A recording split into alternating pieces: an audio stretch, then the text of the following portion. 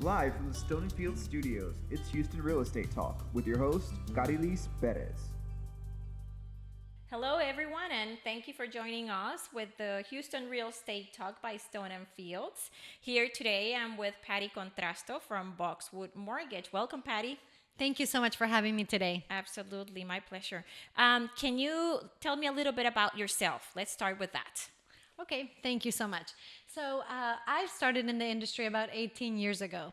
I started off as a loan processor and quickly became a loan originator. I worked for many different companies, including JP Morgan Chase for about 6 years, went to several other companies, really good companies. And about a year ago, I was presented with the opportunity to become a mortgage broker.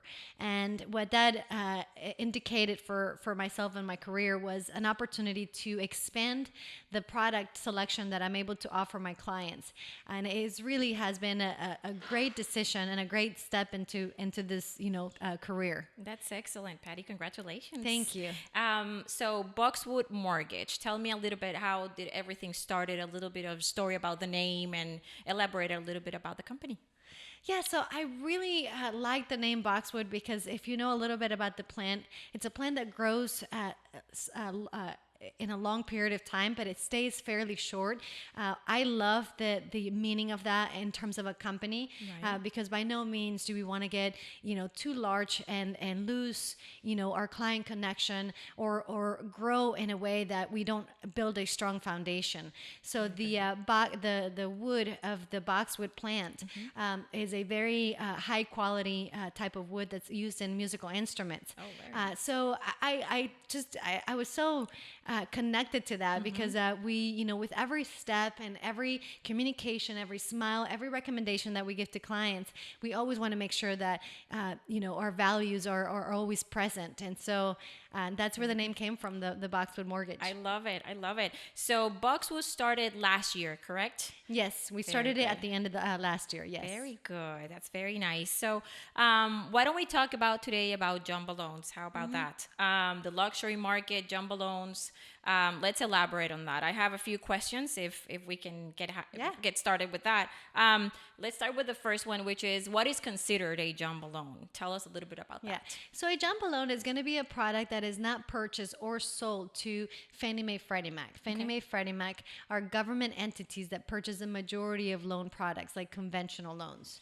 These loans are going to be in the state of Texas, and in most counties are going to be loans that go above $484,350. These loan amounts change from time to time, Okay. but as of right now, that is the loan limit for single-family residents. Okay. So anything above that loan amount is going to be in the category of a jumbo loan. Very good. And it's really interesting that you said only for single family homes. It doesn't apply for commercial or any duplex or multifamily or anything like that. Only single family. Correct. Very good. What are the main requirements for a jumbo loan? So the main requirements are going to be higher credit scores. Typically, you're going to want to have at least a 700 credit score above. Okay. Also, lower debt to income ratios. Okay. They're going to look at your percentage of debt and in connection to your income. Right. And oftentimes that percentage has to be lower than the traditional conventional loan. Okay. Also, reserves requirements. So a lot of people don't know what reserves are. Yes. Reserves are basically savings. Okay. So in the eyes of a lender, a reserve would be 1 month reserve would be an equivalent to your proposed mortgage payment, including taxes and insurance. I So see. oftentimes lenders are going to require between 6 months to 36 months of reserves. Wow. Meaning 6 months or 36 months of that monthly payment on that new mortgage. Interesting. And this is in addition to down payment and closing costs. That's a lot of money. Wow, I didn't know that. Very good. What are the common down payment requirements for jumbo loans? People mostly think it's only 20% or more. Tell me a little bit about that. Is it true? Is it a myth? Yeah, there's definitely a lot of lenders require 20% down payment, and most products will require no less than 20% down payment. However, there are many lenders out there like us that offer 10% down payment jumbo loans. They will have certain restrictions, but there are lower down payment jumbos, and they're more and more common nowadays. Very good. And tell me about this down payment has nothing to do with the reserve we just talked about, right? So that's totally separate. If you put 10, 20, or 30% or more down payment, it has nothing to do with the amount of reserves that the customer or the buyer has to have, right? Correct. Okay. Yeah, the amount of reserves is on top of down payment requirements and any closing costs that the borrower has to bring to closing. Gotcha. Very good. What you need to know about reserve requirements and jumbo loans? So first of all, you need to understand if the product that you're applying for requires 6 months, 12 months, 36 months. Okay. In most cases, most lenders are going to require between 6 months to about 24 months. 36 months is a little extreme, but some lenders will require 36 months. Okay. Thankfully, because we are brokers, we have gone out there and looked for wholesale relationships that don't require that many months, because it is a challenging condition to meet. Not always will we have the borrower that has that amount of savings, especially investors that believe in placing their money in a certain investment, so they don't have a lot of liquid assets just laying around. We have loan products that don't even have any reserve requirements. So we have an average 6 months to 12 months, and then some products don't have any reserve requirements. Very good. Does 401ks apply as a reserve, or that's still considered? That's a really good question. Yes, they do to a certain percentage, because it is a non-liquid asset. Got it. And there's penalties if they take it before time, or there's penalties and liabilities, tax liabilities, if you take it out before retirement age. Okay, that's good to know. Is it true that jumbo loans can have higher interest rates? They can. However, a lot of lenders out there, a lot of wholesalers that we work with, have monitored the performance of these loans, the demographic, the type of clientele that will obtain a jumbo loan.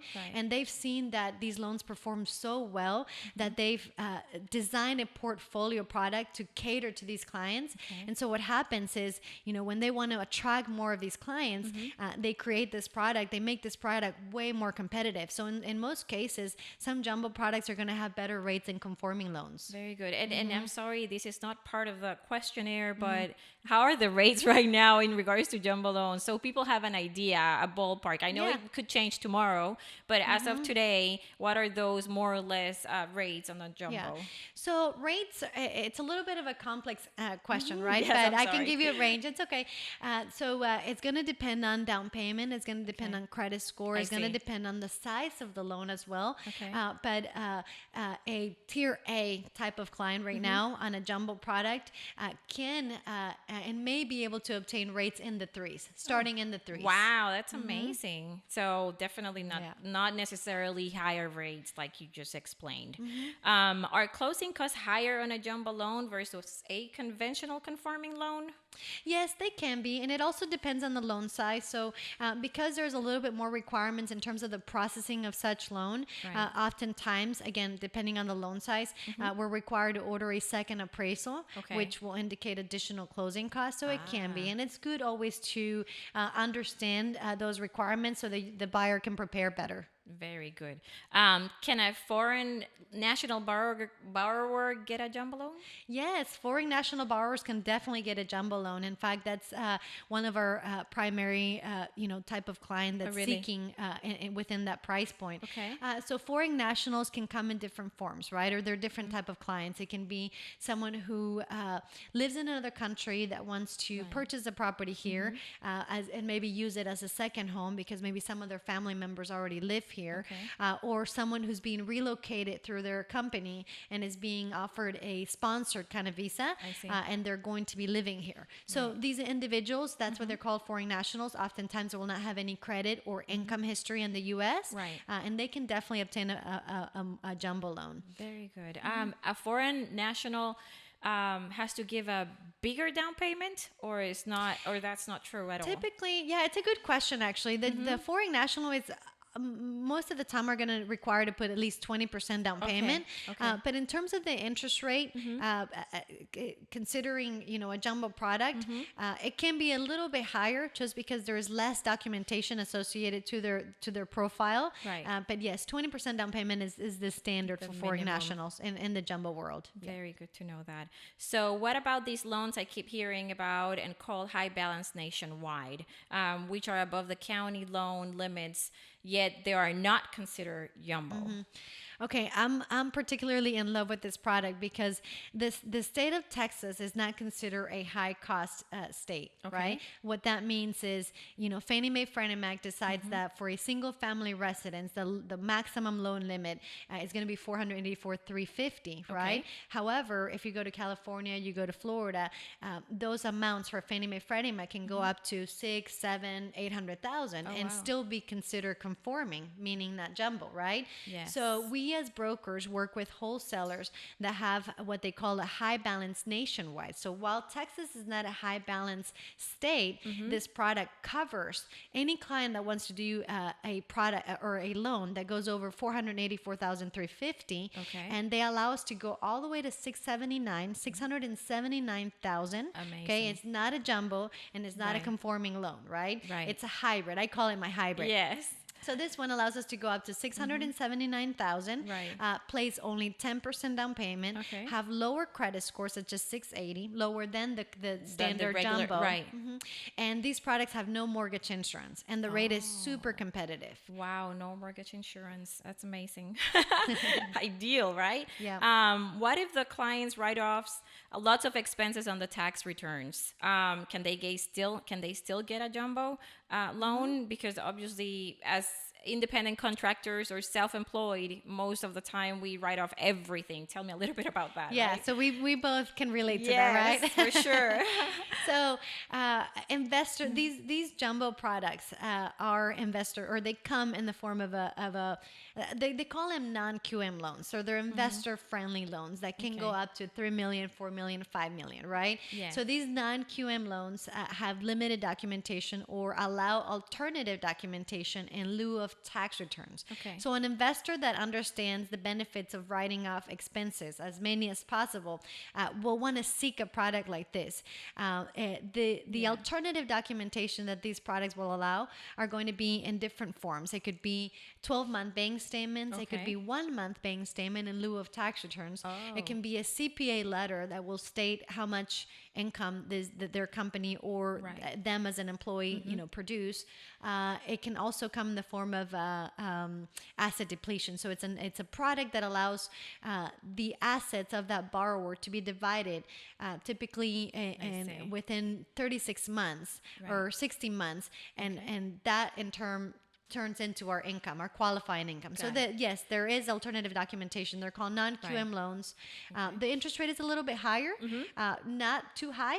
It's still very, very competitive. And the down payments are going to start in the 20%. Okay. So it's case by case. Yes. Once the borrower applies, then the bank will return and say, these are the conditions. Let's look at either the tax return or the last 12 months of bank statements and so on. And it really depends, sorry to interrupt, it really depends on the documentation that the borrower can provide. Okay. So if the borrower already knows up front that they don't have enough deposits coming into the bank account for the last 12 months or 24, then they may choose not to go the bank statement route. They may say, I'd rather go the CPA route because I know the income comes in. My CPA can certify that the income comes in, and I want that to be my income. There are also products, non-QM products that we have that are jumbo products that don't require tax returns, don't require any income, and they don't require assets either. They're basically these investors, these wholesalers are banking on the fact that they're making, the borrower is making a good decision on a property and placing enough down payment that it alleviates a lot of that risk that comes with those products. There's plenty of equity up front. Very good. Any other advice that you can give buyers looking in the luxury market that are thinking about buying the next couple of months? What can you tell us? Yes, of course. Because of the complexity of these products in comparison to conventional loans, we always require to be proactive about meeting your lender in person, making sure that you provide all the documentation necessary to get a solid approval. You don't want to have a pre-qualification letter. You want to have a pre-approval, which means your file is going to go all the way to underwriting. The underwriter is going to review all the documentation and issue a solid approval. We also recommend understanding the term times because these jumbos can take a little bit longer to close in some cases. Okay. You want to make sure that you know that up front because when you place that offer with the seller, Right. you want to make sure that everyone has the proper expectations in terms of how soon can we close on this loan. Right. So do Yeah. you recommend a realtor working with a borrower looking in the luxury market to at least 45-day closing? I would say so, yes. 35 to 40 days, probably Okay. pretty standard, yes. Right. Okay, that's good Yeah. to know. Wonderful. Anything else you want to add, Patty, before we say goodbye to our crowd here that is watching? Yeah. Well, I mean, I definitely, everyone's got a different scenario. And Right. it's very, very important that you work with a lender that interviews you Sure. and genuinely wants to know what's important to you, long term, short term. Why do you want to place your family in this home?